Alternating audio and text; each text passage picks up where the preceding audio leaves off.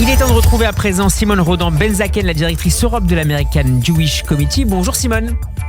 Bonjour Steve. Et merci de nous rejoindre. Simone, vous avez participé le week-end dernier à la fameuse conférence de Munich sur la sécurité, et vous vouliez nous en parler aujourd'hui. Oui, parce que cette conférence est, comme vous dites, est fameuse et elle réunit chaque année un grand nombre de dirigeants du monde entier. C'est une sorte de Davos avec moins de PDG et plus de chefs d'État, de diplomates et experts militaires. Alors, le sujet principal pendant ces quelques jours était bien sûr la guerre russe illégale et terroriste menée contre l'Ukraine. Un sujet d'autant plus important que nous commémorons aujourd'hui, bien sûr, son triste anniversaire. Alors Simone, Munich est un forum de débat, mais est-ce qu'il y a une grande vision commune qui s'en dégage ? Oui, et c'est intéressant. C'est intéressant à noter et que malgré tout ce qu'on peut lire sur les réseaux sociaux, sur les plateaux télé, un consensus, effectivement, presque tous les participants sont dégagés que la fin de cette guerre en Ukraine, passerait forcément par une victoire de l'Ukraine. Ce qui veut dire que la Russie devra se retirer du territoire ukrainien qu'elle occupe illégalement. À Munich, presque tout le monde s'accordait à dire que pour parvenir donc à une paix juste, l'Ukraine doit d'abord gagner la guerre. Un autre consensus également, politiquement et moralement pour les participants, la Russie a déjà perdu cette guerre.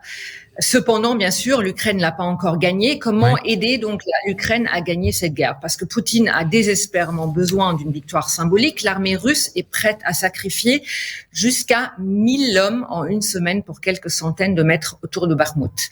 Comment donc continuer à exercer une pression, à résister face à la Russie, et donc la préoccupation principale des participants de la conférence pour l'année à venir. Est-ce que l'Europe en tire des conclusions pour elle-même, pour sa stratégie à l'avenir, Simone ?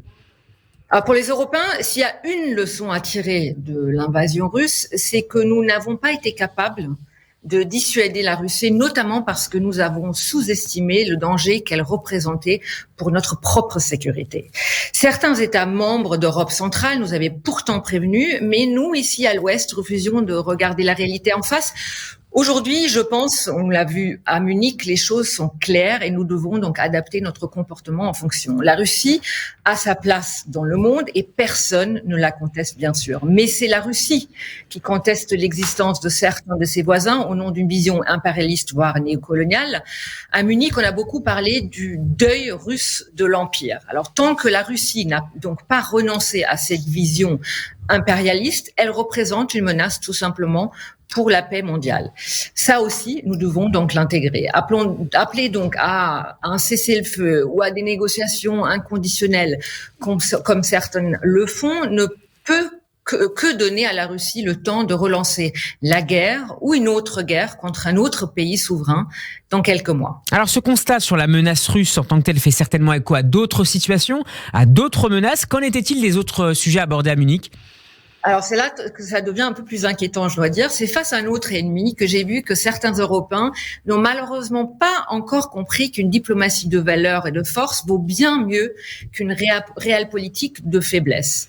Alors que les organisateurs eux-mêmes avaient courageusement désinvité les mollahs iraniens pour inviter à leur place l'opposante Masih Alinejad et le fils du Shah Reza Pahlavi, tous les participants n'étaient pas tout à fait sur la même ligne. Nombreux étaient ceux qui continuaient en public ou en privé à parler de négociations et de diplomatie face à un Iran de plus en plus menaçant. Ces mêmes diplomates et responsables politiques continuent de croire qu'il est plus sage de souhaiter la réforme de cette dictature, comme si cela n'avait pas échoué déjà 100 fois, que de rester ferme face à ce régime et d'aider les opposants à écrire un nouvel Iran. Les mêmes pensaient qu'il fallait ménager Poutine pour vivre dans un monde plus sûr. La guerre en Ukraine a transformé effectivement l'Union européenne, faisant passer l'Europe géopolitique du statut de slogan à celui de la réalité.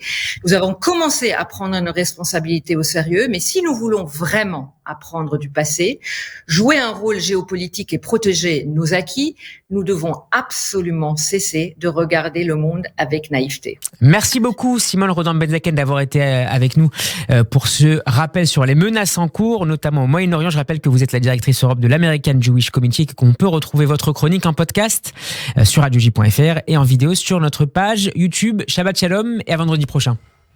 Shabbat Shalom Steve. Radio J. Le Grand Journal, 14h-15h, Steve Nadjar.